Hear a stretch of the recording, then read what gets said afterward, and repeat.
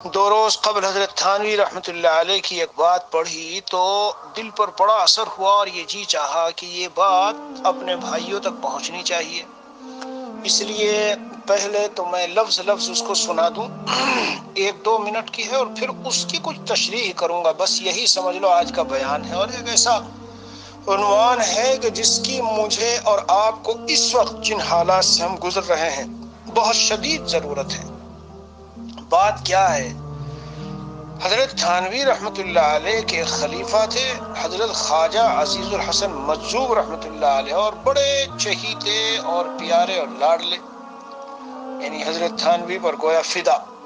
جی ہاں، اور ماشاءاللہ اللہ تعالیٰ نے ایسی شان عطا فرمائی تھی اور اپنے قرب کا ایسا مقام عطا فرمایا تھا کہ صرف بہت سے عوام کے نہیں بلکہ علماء کے مصلح اور مربی بنے. علماء کے مصلح اور مربی. ہمارے حضرت والا رحمۃ اللہ علیہ، حضرت شاہ حکیم اختر صاحب رحمۃ اللہ علیہ کے ایک بیان میں نے سنا کہ ایک مرتبہ حضرت خواجہ صاحب تھے، حضرت مفتی شفیع صاحب تھے، حضرت ہردوئی تھے، اور دوسرے حضرات تھے، جمع تھے بہت سے، اور ذرا کچھ ہنسی مذاق کی باتیں تھی. تو حضرت خواجہ صاحب رحمۃ اللہ علیہ نے فوراً یہ سوال کر لیا کہ بتاؤ اس وقت بھی کون ہے جس کا دل اللہ سے غافل نہیں؟ تو سب خاموش رہے. پھر حضرت خواجہ صاحب رحمۃ اللہ علیہ نے یہ شعر پڑھا کہ ہنسی بھی ہے گو لبوں پہ ہر دم، ہنسی بھی ہے گو لبوں پہ ہر دم، اور آنکھ بھی میری نم نہیں ہے، مگر جو دل رو رہا ہے پہ ہم، کسی کو اس کی خبر نہیں ہے. دل دل میں اللہ والے اللہ کو یاد کرتے رہتے ہیں اور غافل نہیں ہوتے کسی وقت بھی. ان کے ہنسی مذاق بھی ہوتے ہیں تو وہ یعنی بے توکے نہیں ہوتے اور فضول واہیات چیزوں پر مشتمل نہیں ہوتے. جی ہاں، تھوڑا سا تفریح طبع اور انبساط طبیعت کے لیے کبھی کبھی کچھ کرتے ہیں.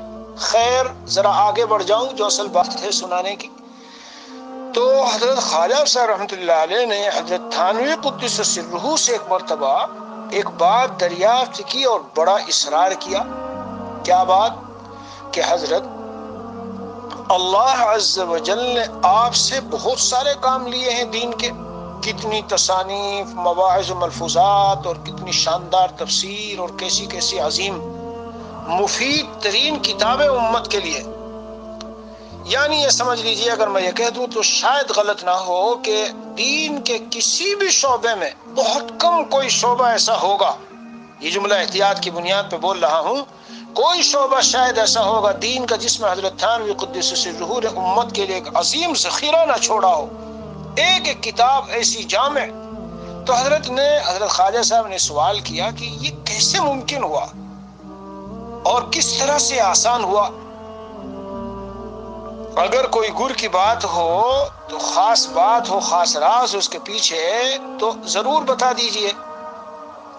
میرے عزیزو، آپ سب حضرات حضرت تھانوی رحمۃ اللہ علیہ کے اس جواب کو سنو، اور سننے کے بعد یاد رکھو، اور اپنی زندگی کی صبح و شام میں واقعی اس سے فائدہ اٹھانے کی ضرورت ہے. ہمیں واقعی فائدہ اٹھانے کی ضرورت ہے.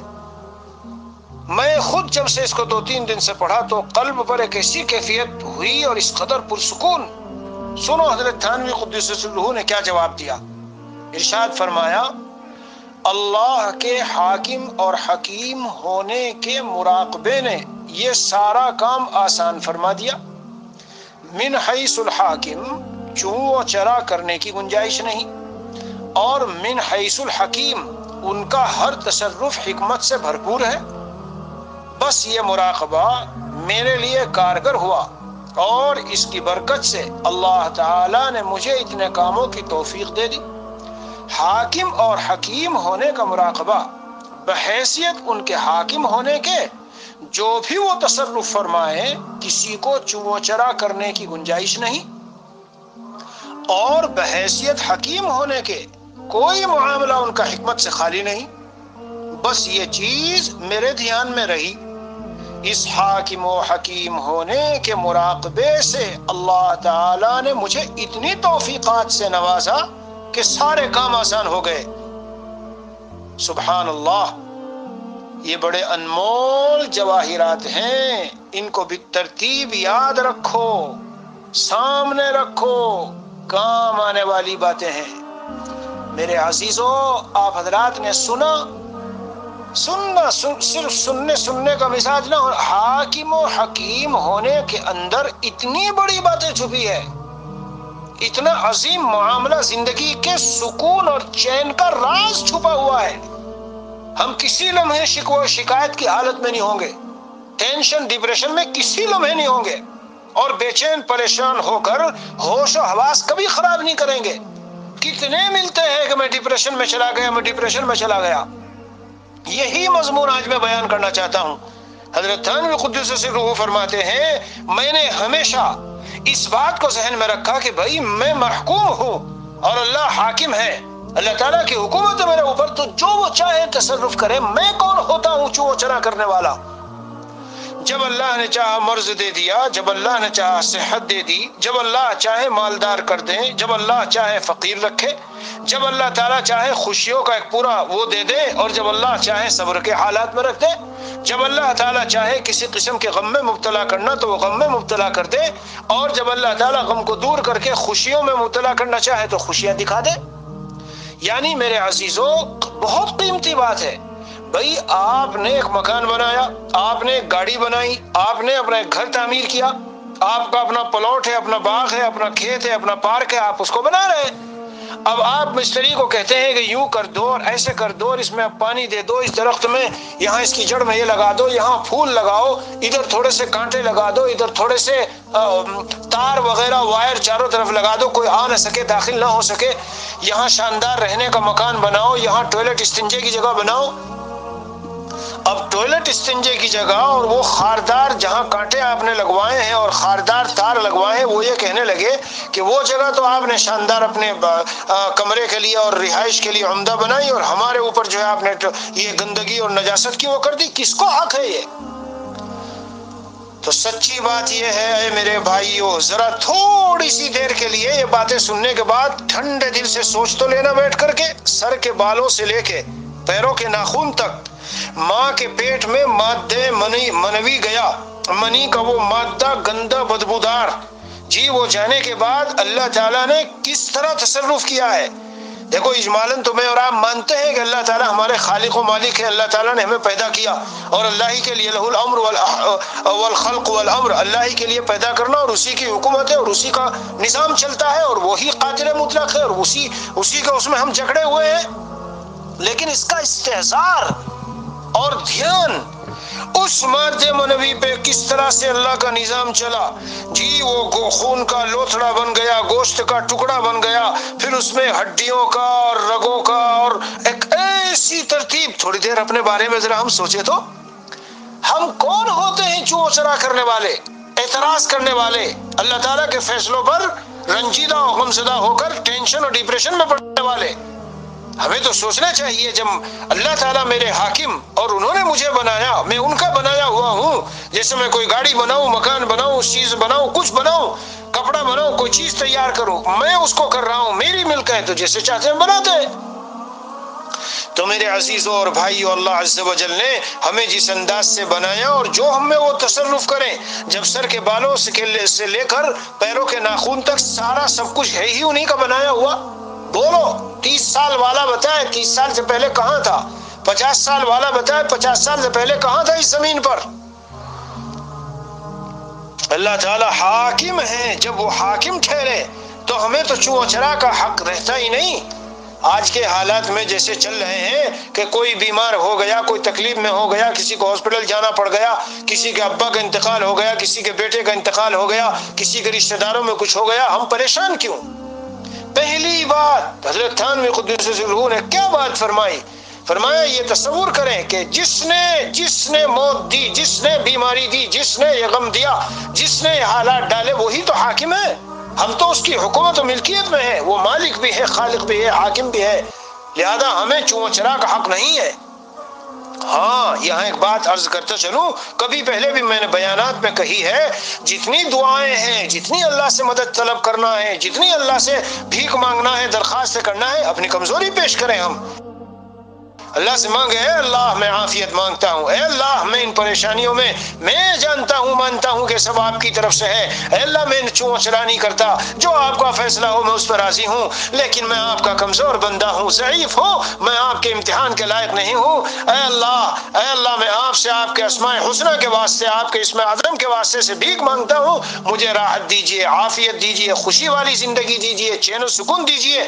مانگیے، خوب مانگیے، درود شریف پڑھیے، استغفار پڑھیے، دعائیں پڑھیے، اسماء حسنہ پڑھیے، اور جو جو طریقے دعاؤں کے بتائے گئے مانگیے اللہ تعالیٰ سے مانگنے سے۔ لیکن جب یہ ذہن رہے گا کہ حاکم وہ ہے، مالک وہ ہے، سب کچھ اس کا ہے، ہمیں کیا حق ہوتا ہے تصرف کا، ہمیں اعتراض کا کیا حق ہے؟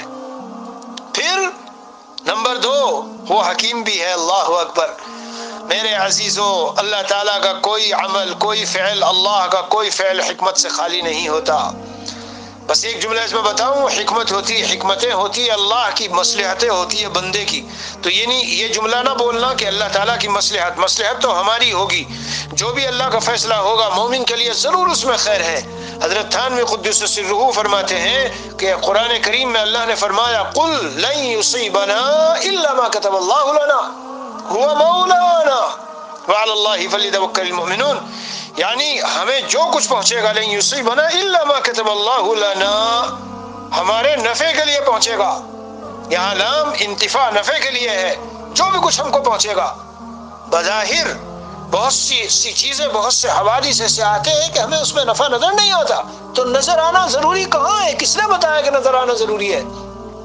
میرے پیارو، میں نے ایک مثال کسی دن بیان میں دی، ایک بہت دولت مند، مالدار، اچھا خاصا ہند و پاک کا رہنے والا جی، اور اس کا بیٹا سعودی میں آ کے نوکری کر رہا ہے، مانا نہیں بات، چلا آیا، اور برا حال ہے یہاں سعودی میں نوکری، وہ بکریاں چرانے کے لیے جنگل میں چھوڑ رکھا ہے نہایت شدید گرمی میں، اور نہ صحیح طرح کھانا ہے، نہ پینا ہے، نہ نمازیں ہیں۔ کسی نے جا کے ابا کو حال بتایا کہ یہ حال ہے تمہارے بیٹے کا، ابا نے اسے لکھا کہ فوراً چھوڑ کے آ جاؤ اور فوراً یہ کرو اور میں تمہارا بندوبست کرتا ہوں۔ او بیٹا سوچ رہا ہے میری 2000-3000 ریال تنخواہ ہے اور فلاں ہے اور یہ ہے، اب وہاں سے ابا نے کوشش شروع کر دی، کو تعلقات جڑائے لگائے اور کوشش کر کے ویزا وغیرہ ختم کرایا، کینسل کرایا، ایسے حالات بنائے کہ بالآخر اس بیٹے کو یہاں سے جانا پڑا اور ابا کے پاس چلا گیا۔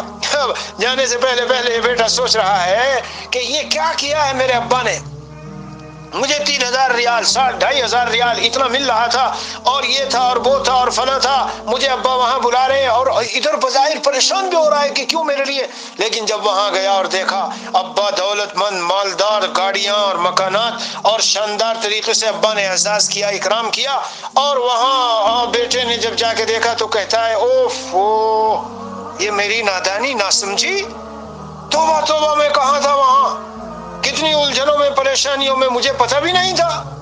میرے عزیزوں، میرے بھائیوں، کتنے ہی ایمان والے، اللہ کے نیک بندے جو اللہ کی راہ میں غم درد اٹھاتے ہیں جی، اور اللہ کی راہ میں غموں کو برداشت کر کے اور خون جگر کو پیتے ہیں، اور اللہ کے نیک بندے ہیں، اولیاء ہیں، دنیا میں جیتے ہیں، اور ویسے بھی ایمان والے کتنے ہی ایسے ہیں، اللہ عز و جل نے اپنے یہاں ان کے لیے بڑا اچھا مقام بنا رکھا ہے، اور وہ دنیا میں ہیں بیچارے، بیمار ہوئے تو یہ کوشش اور دعا بھی اور دوا بھی اور ہاسپٹل بھی اور سب کچھ بھی، لیکن پھر بھی اللہ نے اپنے پاس بلا لیا۔ وہاں جانے کے بعد دیکھا اللہ اکبر، جانے کے بعد کیا، ارے جانے سے پہلے ہی جب فرشتہ روح نکالتا اس سے پہلے ہی عالم آخرت کی چیزیں نظر آنے کے بعد روح پھڑکنے لگتی ہے اور بے تاب و بے چین ہو جاتی ہے جانے کے لیے، بے قرار، اس سے پوچھا بھی جاتا ہے رہنا ہے نہیں، رہنا نہیں ہے۔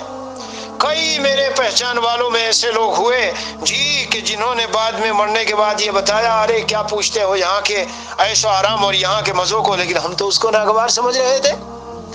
قل لن یصیبنا الا ما كتب اللہ لنا، یہ ایک مثال سے میں نے سمجھایا، اور دوسری مثال لے لیجئے، آگ ہے یا چمکتی ہوئی چھری ہے، بچہ دوڑ رہا ہے، تیزی کے ساتھ چلا جا رہا ہے، اور اسے بیچارے کو یہی خیال ہے کہ جلدی سے جا کے اسے لے لوں، بہت شاندار چیز ہے، امی نے روک لیا، ہاتھ پکڑ لیا، دوڑا قریب گیا تھا، پھر روک لیا، پھر ہاتھ پکڑ لیا، پھر آگے جانے نہیں دیا۔ کیوں؟ اس لیے کو چھوٹا بچہ، اسے پتہ نہیں ہے ابھی اس کے پیچھے کیا نقصان ہے۔ تو میرے عزیزوں، ہم کبھی کبھی دنیا کی ترقیوں اور مال و دولت اور خزانوں اور بنگلوں اور کاروبار کے بہت اونچے ان کے خواب دیکھتے ہیں اور جانا چاہتے ہیں اور اس سمت کی طرف دوڑتے ہیں، بھاگتے ہیں۔ اللہ تعالیٰ قدم قدم پہ رکاوٹیں رکاوٹیں رکاوٹیں، کیوں؟ اے میرے بندے، میں تجھ سے پیار کرتا ہوں، محبت کرتا ہوں، میں نہیں پسند کرتا کہ جب تو میرا محبوب ہے اور میرا پیارا بندہ ہے تجھے دنیا کے جھمیلوں میں خام خواہ کے لیے میں پھنسا دوں۔ اس لیے میں تیرے لیے ان سب چیزوں میں آڑ اور رکاوٹیں ڈالتا ہوں تاکہ تو میری طرف متوجہ رہے، مجھے پکارتا رہے۔ حضرت تھانوی قدس سرہ نے لکھا، لن یصیبنا الا ما كتب اللہ لنا، ہم کو ہرگز نہیں پہنچے گی مگر وہ چیز جو اللہ نے ہمارے نفع کے لیے لکھی۔ کیا لکھا ہے؟ سنو، فرمایا کہ دیکھو 4 صورتیں ہیں۔ مومن کو تکلیف دے کر، رنج و غم دے کر، ناموافق حالات میں ڈال کر، بیماری اور صدمے میں ڈال کر، یا تو اللہ نے اس لیے ڈالا، اللہ تعالیٰ کا اس میں کوئی فائدہ ہے، 100% اللہ کا فائدہ، بندے کا تو ہے نہیں، 100% اللہ کا۔ حضرت تھانوی فرماتے یہ ناممکن ہے۔ کیوں؟ اس سے لازم آتا ہے کہ نعوذ باللہ اللہ تعالی جی بندوں کے محتاج ہیں اور کسی چیز سے نفع اٹھانے کے لیے بندوں پر یہ حالات ڈالنے کے بعد نفع اٹھا رہے ہیں۔ اور اللہ بے نیاز ہے، اللہ الصمد، جی اللہ کو کسی کی ضرورت نہیں ہے کسی بھی طرح کی، لہٰذا یہ صورت تو ہو نہیں سکتی کہ 100% اللہ کا نفع ہو۔ اللہ کو ہم سے مصیبت ڈال کے نفع اٹھانے کی ضرورت نہیں ہے۔ اللہ تعالیٰ کی ہر صفت، ہر کمال اللہ میں کمال درجے میں ہے، اعلیٰ درجے میں۔ چلو دوسری صورت پہ آ جاؤ۔ اللہ تعالیٰ نے بیماری ڈال کر، حالات ڈال کر، یا جس حال میں بھی کسی کو رکھا ہے، کسی بھی طرح کا کوئی الجھن، پریشانی، ناموافق صورتحال، تو 50-50 لے لو، چلو 50% بندے کا فائدہ، 50% اللہ کا۔ میرے عزیزو یہ بھی ناممکن، اس لیے کہ وہی خرابی اس میں لازم آتی ہے، اللہ کا محتاج ہونا۔ اللہ تعالیٰ کو 50% ہو کہ 30% ہو کہ 20% ہو، اللہ کو کسی طرح کی ہم سے فائدہ اٹھانے کی ضرورت نہیں ہے۔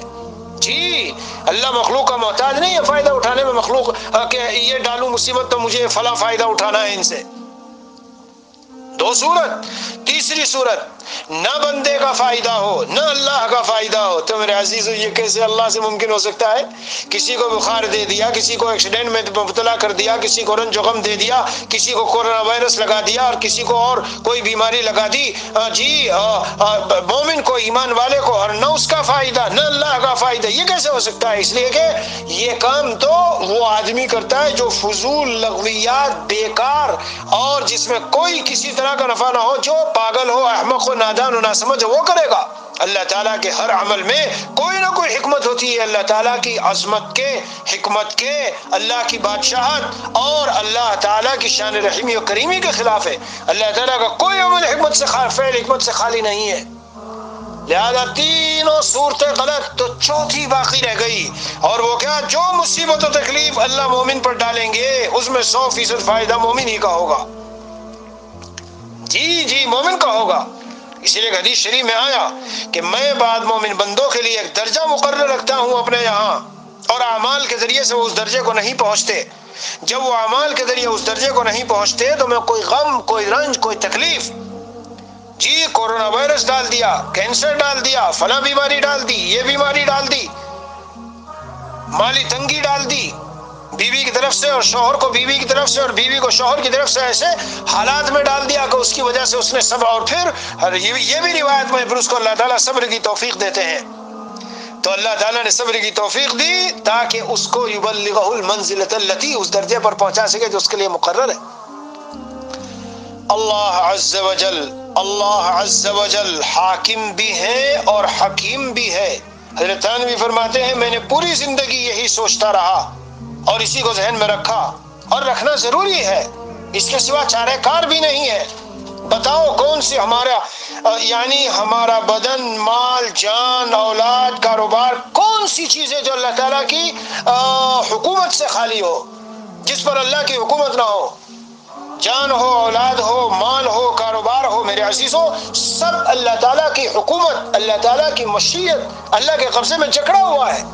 حتیٰ کہ روایت میں اللہم ان قلوبنا ونواصینا وجوارحنا بیدک، ہمارے دل اور اعضاء و جوارح یہ سب آپ کے قبضے میں ہیں۔ لم تملکنا منہا شیئا، کسی بھی چیز کا مالک نہیں بنایا۔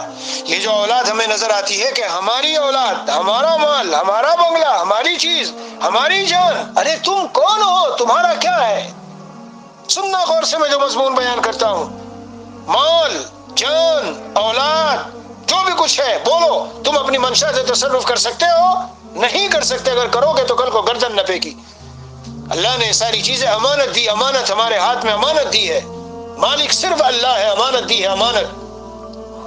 امانت دے کر اس کے ذریعے سے ہمارا امتحان لیا ہے کہ ہم جان اور اپنی صلاحیت، دل، دماغ، اعضاء، کان اور نظر اور زبان اور ہاتھ اور پیر اور یہ اولاد اور یہ گاڑیاں اور یہ مکانات کہاں استعمال کرتے ہیں، کیا فائدے اٹھاتے ہیں ان سے؟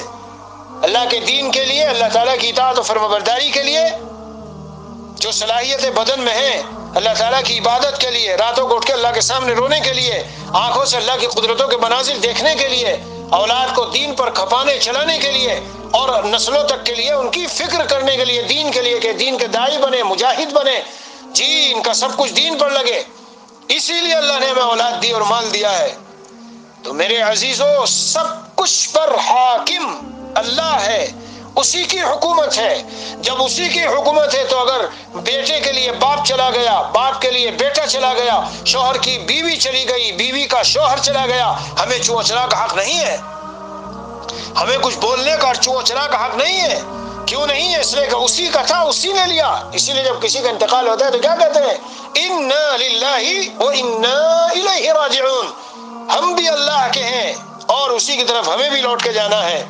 جی ہاں، ان للہ ما اخذ وله ما اعطى وكل شيء عنده باجل مسمى. اللہ ہی کا ہے جو اس نے لے لیا. لینا دینا جو وہ چاہے جہاں چاہے، جس کو چاہے اولاد دے، جس سے چاہے لے لے. جی ہاں، جس کو چاہے زندہ رکھے، جس سے چاہے زندگی لے لے.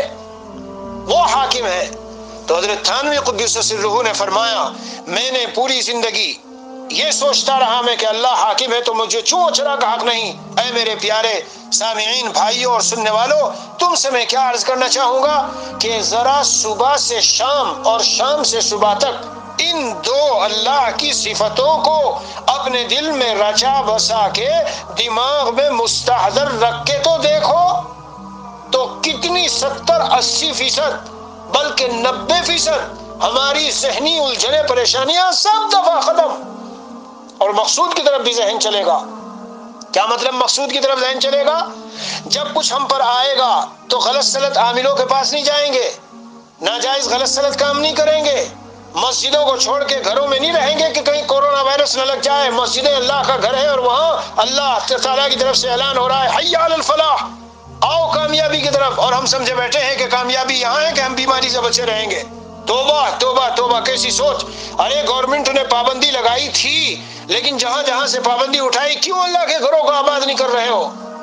تو بہرحال سنو غور سے، میں کیا عرض کرتا ہوں. جب ذہن میں یہ رہے گا کہ اللہ تعالیٰ مالک ہے، وہیں سے سب کچھ آ رہا ہے، وہی ہر شے کے مالک، یعنی مرض کے وہ مالک، صحت و شفا کے وہ مالک، غنا و مالداری کے وہ مالک، فقر کے وہ مالک. صاحب اولاد کسی کو بنا دے تو یہ بھی ان کے قبضے میں، اس کے بھی وہی مالک. اور جس کی چاہے اولاد لے لے، اس کے بھی وہی مالک.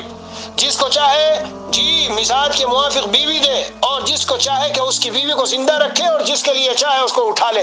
سب کچھ کے مالک جب وہ ہے، یہ تصرف، یہ دل دماغ میں رہے. اور پھر ساتھ میں یہ رہے کہ ساتھ اللہ تعالی حکیم ہے. تو اگر کسی دن بخار چڑھ گیا، کسی دن پیٹ میں درد ہو گیا، کوئی بچہ ہاسپٹل میں چلا گیا، ادھر دوسری طرف ابا کا انتقال ہو گیا، ادھر تیسری طرف بیوی سے لڑائی ہوئی، فلاں ہوا، یہ ہوا، وغیرہ وغیرہ وغیرہ، تو تدبیر تو کریں گے ہم. سن لیجئے، اس کا مطلب یہ نہیں کہ تدبیر چھوڑ دو کہ اللہ جو کر رہے ہیں میں کیا کروں. تدبیر کیجئے، لیکن شریعت کے دائرے میں رہ کر، قرآن و سنت کے مطابق. سب سے پہلی بڑی تدبیر یہ ہوگی کہ اللہ کے سامنے سر جھکا کر اللہ سے پکار کر روئیں گے، تڑپ تڑپ کے اللہ سے مانگیں گے. سب سے بڑی تدبیر انسان کی اللہ سے دعا کرنا اور اللہ سے مانگنا ہے. کیوں؟ جب ذہن میں یہ ہے وہی حاکم ہے، اسی کی حکومت ہے زمین پر، آسمان و زمین اور ساری سب کچھ اس کی حکومت اور اسی کی حاکمیت کے تحت ہے، تو اسی سے میں مانگوں گا، وہی مجھے دے گا، وہی بیماری دور کرے گا. جی وہی شفا دے گا، وہی صحت دے گا، وہی تندرستی دے گا، وہی اولاد دے گا، وہی حیات و موت کا مالک، وہی مرض و شفا کا مالک. ذہن میں رکھیے بات. جب یہ تصور رہے تو ذہن پریشان نہیں ہوگا اور ہر مسئلے میں رجوع اللہ کی طرف ہوگا. ہر مسئلے میں رجوع اللہ کی طرف ہوگا. یہی شان انبیاء کرام کی تھی. سنو میرے بھائیو، کیا انبیاء علیہ السلام پر بیماری نہیں آتی تھی؟ بخار حضور پاک صلی اللہ علیہ وسلم پر جب روایتوں میں دیکھو، جب بخار آتا تھا اتنا شدید کہ دوسروں کے مقابلے میں ڈبل بخار آتا تھا، بہت زیادہ شدت کا بخار۔ کیا نبی اکرم صلی اللہ علیہ وسلم کو اللہ تعالیٰ نے غموں کے حالات سے نہیں گزارا؟ فقر و فاقے کے حالات سے نہیں گزارا؟ اللہ تعالیٰ اپنے پیاروں کو، نیک بندوں کو، اولیاء کو، انبیاء کو یہ سب دیتے ہیں۔ اس کا معنی یہ نہیں کہ اللہ ہم کو ناپسند کرتے ہیں اور ہم اللہ کے یہاں جو ہے ناپسندیدہ ہیں، ہم سے اللہ ناراض ہے۔ نہیں نہیں نہیں، یہ کبھی سمجھنے کی ضرورت نہیں ہے۔ یہ سب جب ہو تو زیادہ زیادہ اللہ کی طرف رجوع ہو، زیادہ زیادہ اللہ کی طرف رجوع ہو۔ راتوں کو اٹھ کے مانگ رہے ہیں، صبح کو مانگ رہے ہیں، جی اسماء الحسنی پڑھ کے مانگ رہے ہیں، اور جو مقبول دعاؤں کا جو کچھ صورتیں جتنی ہیں ان سب کو پڑھ کے مانگ رہے ہیں۔ بچہ ذرا سا راہ سے ہٹا، ذہن میں ہے کیا حاکم ہے وہ، اور حکیم بھی ہے۔ حکمت کیا ہے؟ اے اس بچے کے والد، تو میری طرف سے ہٹنے لگ گیا، نظر بازی ادھر ادھر کہیں کہیں کرنے لگ گیا، دل میں تیرے غفلتیں آ گئی، تو بچے کو ذرا سا دائیں بائیں جب کیا، اب باپ جو ہے چونک گیا، رونے لگا اللہ کے سامنے، نمازیں پڑھنے لگا، اللہ سے مانگنے لگا، جی خشوع و خضوع اور عاجزی آ گئی اس کے اندر، اے اللہ میرا بچہ ضائع ہونے کو ہے۔ تو ہم تو بس ایسے ہی سمجھے کہ یہ کیا ہو گیا، نہیں، حکمت ہے اللہ کی، کیا ہے؟ اے اس بچے کے والد، تو ادھر ادھر ہونے کو ہے، میں نہیں چاہتا کہ تو ضائع ہو جائے، میری طرف متوجہ ہو جا۔